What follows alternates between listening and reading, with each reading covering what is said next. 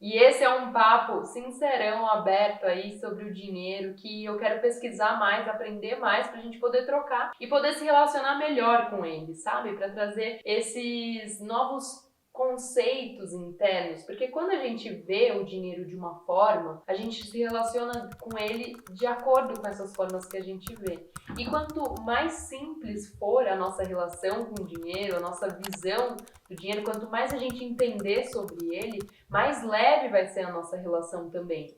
Eu não quero mais sentir peso quando eu compro algo, eu quero ter um planejamento bem feito para que essa compra seja feita com alegria, com leveza, com disposição. Hoje eu quero conversar com você sobre o dinheiro. Como que a gente lida com o dinheiro na nossa vida? O dinheiro vai muito além do que a gente pode comprar. O dinheiro, ele é um facilitador. O dinheiro, ele nivela todos os nossos desejos e o que nós temos para produzir. E assim a gente consegue realizar, consegue comprar as coisas que nos interessam. Por isso o dinheiro, ele é algo essencial na nossa vida. E eu percebo que às vezes a gente pode cair em um padrão de comportamento que se relaciona com o dinheiro de uma forma muito negativa. Que a gente sente culpa pelo dinheiro, que a gente sente dor ao gastar dinheiro, ao comprar algo, que a gente vive pagando as contas sem conseguir guardar, investir, sem conseguir ter um retorno, ter uma relação saudável com esse dinheiro que entra na nossa vida. E como o dinheiro é algo presente na vida de todo mundo, para a gente se movimentar, para a gente comer, para a gente ter nossas necessidades básicas supridas, a gente precisa de dinheiro. Então chegou o momento da gente olhar para o dinheiro de uma forma amigável e entender o que é o dinheiro. Ele não é um monstro que está sempre te podando, que está sempre tirando as suas oportunidades. O dinheiro, na verdade, é um facilitador das trocas, das relações. Por isso eu gosto de associar muito o dinheiro à abundância e à diversidade. Porque com o dinheiro a gente consegue viajar, conhecer outras culturas, ter novas experiências para ter uma outra perspectiva de vida. A gente consegue fazer cursos, a gente consegue ter contato com outras experiências que vão formando quem nós somos. Pois é, o dinheiro, ele é um facilitador, um denominador comum para que aconteçam as trocas comerciais, para que a gente possa vender e comprar o que a gente deseja. É uma forma de nivelar todos os nossos desejos, porque pensa comigo, eu produzo arroz, mas está no inverno e eu preciso de um casaco. Você produz casaco. Eu quero trocar o meu arroz pelo seu casaco, mas você não tem interesse em comprar arroz. Você não tem interesse em ter mais arroz na sua casa. Você já tem um bom estoque. Como que eu, que produzo arroz, faço para ter um casaco? Então, o dinheiro, ele nivela isso. Porque eu vendo por dinheiro o meu arroz e eu junto a quantidade necessária para comprar o meu casaco. E assim você também vai recebendo em dinheiro a sua venda do seu casaco para comprar o que você queira. Que pode ser feijão, pode ser tijolo para construir sua casa, pode ser diversas coisas. Isso vai do desejo de cada um. Então, o dinheiro, na verdade, é só um denominador comum para as pessoas poderem se comunicar, para as pessoas poderem trocar, para acontecerem esses intercâmbios de relações. O dinheiro é um facilitador. Eu fui estudar um pouquinho sobre a história do dinheiro e eu encontrei que para ser considerado dinheiro precisa de dois fatores. O primeiro é ele ser desejado pelas pessoas. Então, ele ter esse caráter mesmo de você poder conquistar os seus desejos a partir da troca com esse dinheiro. Você quer ter esse dinheiro para você poder realizar seus sonhos, para você poder criar seus projetos. E o segundo ponto, que é muito importante para o dinheiro, ser considerado dinheiro, é que ele precisa ser escasso. O dinheiro ele não pode ser totalmente abundante, porque ele vai perder o seu valor. Vamos voltar um pouquinho na história do dinheiro para entender o que ele é. Porque hoje a gente tem o dinheiro de papel, a gente tem o dinheiro digital no aplicativo do banco, a gente tem as criptomoedas também, a gente tem muitas formas assim de economia que estão no nosso cotidiano, que a gente sempre lida, mas o que é o dinheiro? Se a gente voltar na história, vai voltar muitos anos.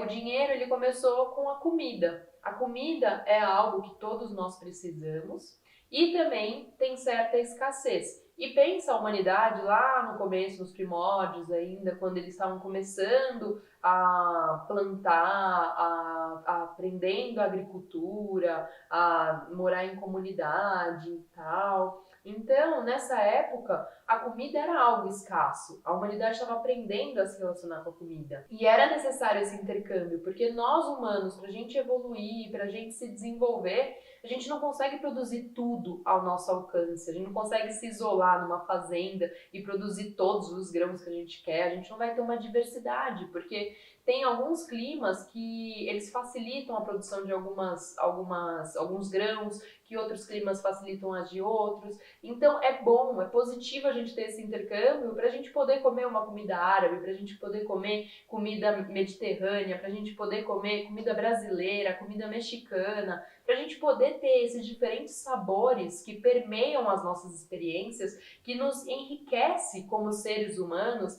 A gente precisa dessas trocas, a gente precisa dos intercâmbios. Então lá atrás nos primórdios, a comida ela era uma base de troca. E lá na Suméria surgiu o primeiro dinheiro, assim, que não era o produto em si. Então você pegava os seus grãos, levava para um depósito, esse depósito ele te dava uma placa de barro desenhada e ela tinha mais ou menos a quantidade que valia aqueles grãos.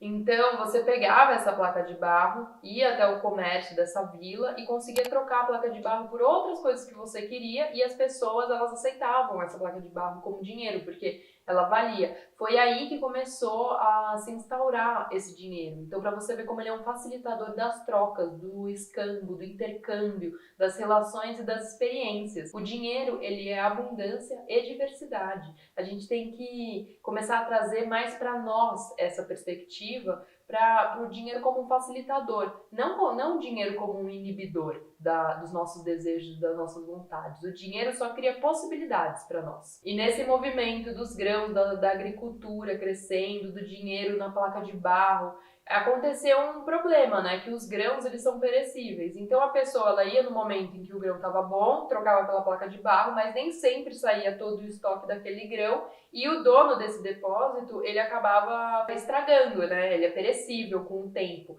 Só que a pessoa já estava com a placa de barro que equivalia ao que ela deixou naquele momento. Então eles começaram a procurar outras possibilidades de dinheiro, né? Outras possibilidades que facilitassem essa troca. E aí eles pensaram no sal. O sal também era utilizado como conservante dos alimentos, da carne. Então o sal ele era muito desejado. E o sal era escasso, de certa forma, pela dificuldade de ser dessalinizado, né? De ser cristalizado ali para troca. E um saquinho de sal é muito mais fácil você levar no bolso, levar com você, muito mais leve também, do que você andar sempre com uma placa de barro. O sal foi tão importante nesse momento que até hoje você recebe dinheiro em forma de sal, mas você não sabe.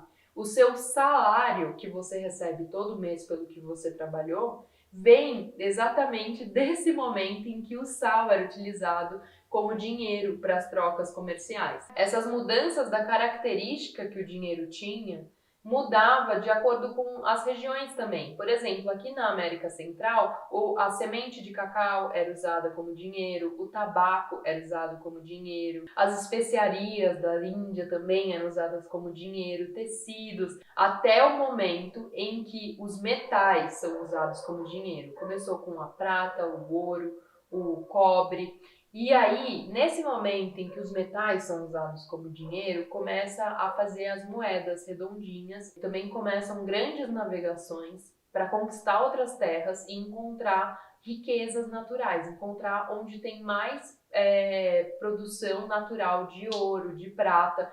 E nesse momento começa uma matança gigantesca. Sempre tiveram escravos. A humanidade nunca foi boazinha, nunca foi tão empática, né? A humanidade, ela tem a ganância muito forte. Só que pelo ouro, aqui na América do Sul, eles destroem todas as civilizações, os indígenas aqui da América do Sul, como um todo, dos Andes, do Brasil, da América Central também, tudo atrás do ouro. E aí essa corrida por ouro, ela acontece também de uma forma brutal para a natureza, porque a extração de ouro, ela coloca alguns minérios muito pesados e polui rios, polui a terra. Então, essa busca incessante pelo ouro trouxe também muitos aspectos negativos, assim, para nós, para sustentabilidade do planeta, sabe? Mas é a história do dinheiro e a ganância está sempre presente. Então, houve um ponto de mudança para o dinheiro, que numa cidade de Atenas estava com pouca moeda correndo nas ruas. Então, quem tinha dinheiro estava guardando para si, porque quem precisava de dinheiro e pegava emprestado não conseguia dinheiro para pagar novamente. E aí isso estagnava a economia local. E nessa cidade, o prefeito ele teve uma mudança de paradigma. Ele criou o primeiro dinheiro falso. Sim, porque na Grécia Antiga, o valor que tinha a sua moeda era equivalente ao peso dela. Ele era medido em gramas. Então, esse peso dessa moeda de prata é que representava quanto de dinheiro você tinha. E aí, nessa cidade, o gestor, eu não sei se chamava prefeito já, eu sei que, eu vou pôr aí o nome dele e o lugar onde era, mas ele teve um grande estalo, que foi alterar a quantidade de prata bruta. As pessoas, elas não precisavam de prata bruta para trocar. Elas já tinham, o dinheiro já tinha sua relevância, elas já aceitavam aquelas moedas que tinham o selo da cidade da Grécia e tudo mais. Elas já aceitavam aquilo como moeda corrente, como possibilidade de troca. Então ele criou o primeiro dinheiro falso. Ele não mais usou só a quantidade de prata bruta, como ele começou a misturar com níquel, com outros metais, que eram metais mais sujos, assim, não eram tão puros quanto a prata, e dessa forma aumentar a quantidade de moedas na rua, aumentar a quantidade de moedas rodando naquela sociedade, para a economia movimentar, para as pessoas que precisavam pegar emprestado, conseguir pegar emprestado, conseguir vender, para conseguir pagar seus empréstimos, para toda a economia local, ela se movimentar mesmo. Então, foi o primeiro momento em que o dinheiro foi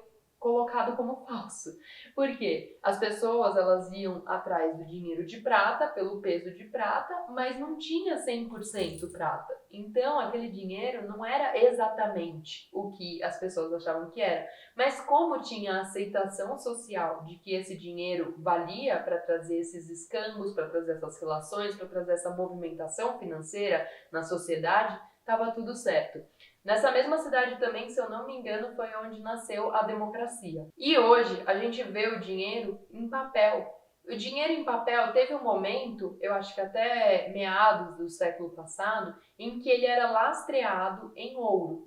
Sim, em todos os países tinha uma quantidade enorme de ouro para lastrear ao quanto valia aquela moeda. Pois é, no Banco Central do Brasil e de vários outros países tem alguns cofres que é voltado só para guardar placas de ouro, porque essas placas de ouro representavam o lastro da moeda. E esse lastro também ajudava com a taxa de câmbio, para mostrar quais são as moedas que valem mais do que outras.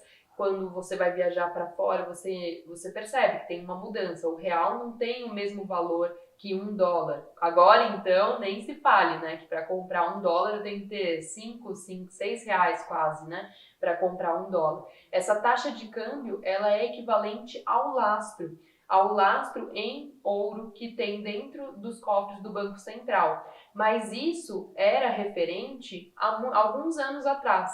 Hoje não é mais. O lastro ele mudou. Eu não sei a data exata, mas o lastro ele mudou para dólar.